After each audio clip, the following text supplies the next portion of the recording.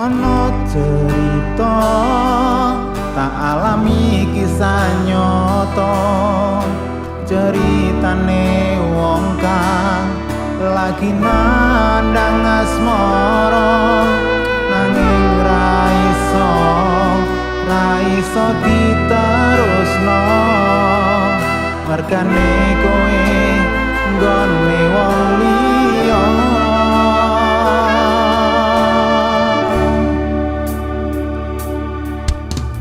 Nanging apa biyen ra kandha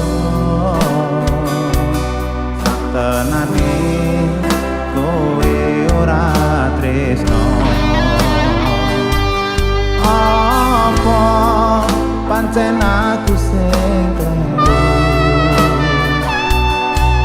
gawa kowe kepacut mencintaimu. Tapi semua telah berlalu bersamamu, penuh dengan luka.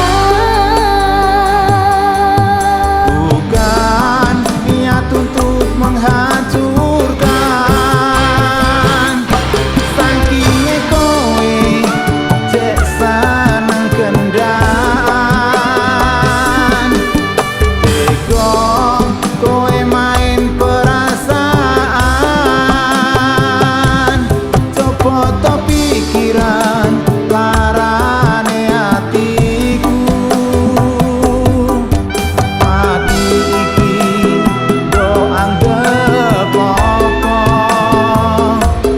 habis kau temani lalu kau tinggal pergi.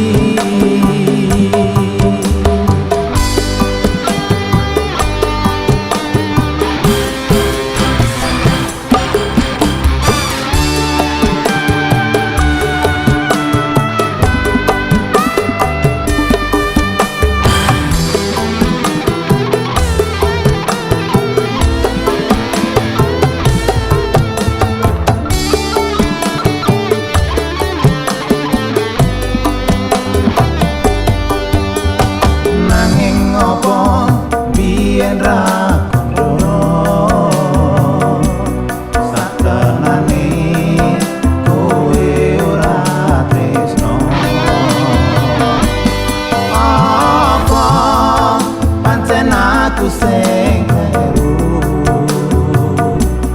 kegawa kowe kepacut mencintaimu.